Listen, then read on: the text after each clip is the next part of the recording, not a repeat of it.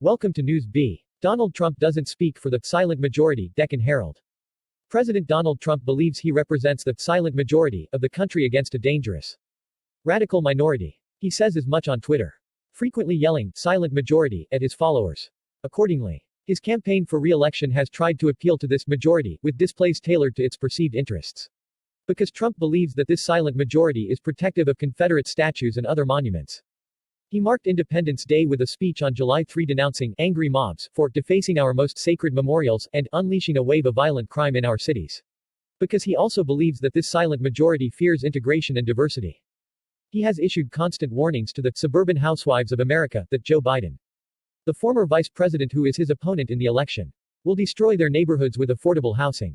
People have worked all their lives to get into a community. And now they're going to watch it go to hell, he said last week. And because he believes that this silent majority is hostile to protests against police brutality.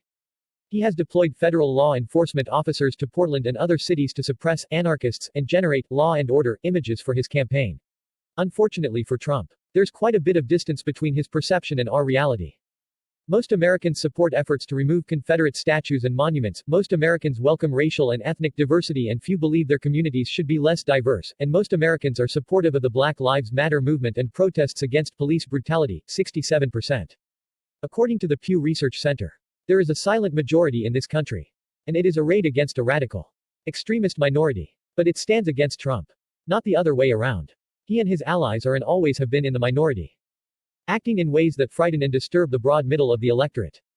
And as long as Trump cannot see this, as long as he holds to his belief in a secret, silent pro-Trump majority, he and his campaign will continue to act in ways that diminish his chance of any legitimate victory in the 2020 presidential election. It's worth unpacking the phrase, silent majority. It dates back to a speech given in late 1969 by Richard Nixon defending the Vietnam War at a moment when anti-war sentiment was on the rise. As President of the United States, Nixon said, "I would be untrue to my oath of office if I allowed the policy of this nation to be dictated by the minority who holds that point of view and who try to impose it on the nation by mounting demonstrations on the street." He continued, "And so tonight, to you, the great silent majority, my fellow Americans, I ask for your support." Nixon's basic view of American politics was that the country was divided between a disruptive, countercultural left, enabled by feckless, liberal elites, and a broad middle of Americans who craved order and stability. Less than a month before that speech, he convened a secret group he called the Middle America Committee, tasked with reaching a large and politically powerful white middle class that is deeply troubled, primarily over the erosion of what they consider to be their values. These Americans, in the view of the committee, felt that they had lost control of a complicated and impersonal society which oppresses them with high taxes, spiraling inflation, and enforced integration. Nixon identified with that middle. He spoke directly to its fears and anxieties about race, crime, and rapid cultural change, as well as its resentments toward those groups, like the Black Power or women's liberation movement, that might try to overturn the existing social order. And he could do this, in part, because the great silent majority, within Middle America, shared a similar position in the social and economic landscape of the country. They were nearly all white, of varying ethnic origins, some were college-educated, but the vast majority were not. They had left the cities for the suburbs. Part of the white flight that transformed the built environment of the country. The silent majority of 1969 was a singular grouping of Americans. The silent majority of 2020 is not. It is diverse, made up of many millions of Black, Hispanic, and Asian Americans as well as whites. It is still largely working and middle class. And it still lives in the suburbs. But those suburbs are also more diverse and heterogeneous.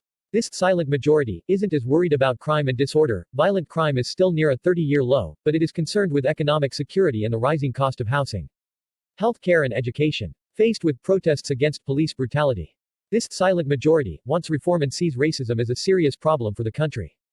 And in the midst of a deadly pandemic, it wants the federal government to take control and manage the crisis as best as it can, rather than try to wish it away. What the silent majority doesn't want are spectacles like the crackdown in Lafayette Square or the current operation in Portland.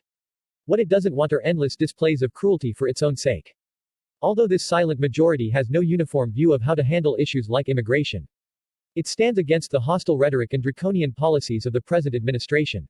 To Trump and his allies, the country is filled with shy supporters just waiting for the right time to reveal themselves. They think they can rally this public to their side with a violent demonstration of law and order.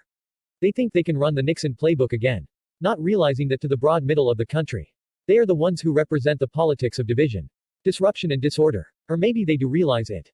Earlier this week, Trump issued a memorandum directing Wilbur Ross, the Commerce Secretary, who oversees the Census Bureau, to exclude immigrants in the country illegally from the final report for the purposes of apportionment in the House of Representatives. Like last year's blocked attempt to add a citizenship question to the census.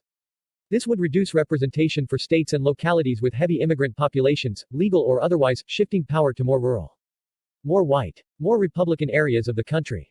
This is not the move of a president who believes his party holds a majority of the country. It is the move of a president who knows he is in the minority, who knows his coalition cannot win a fair fight for future political power. The silent majority of the country is against Trump, his allies and his would-be successors. He is trying to build a world where that doesn't actually matter. Text source DeccanHerald.com. Thanks. Don't forget to subscribe and like. Leave your comments below. See you soon for more news. Bye bye.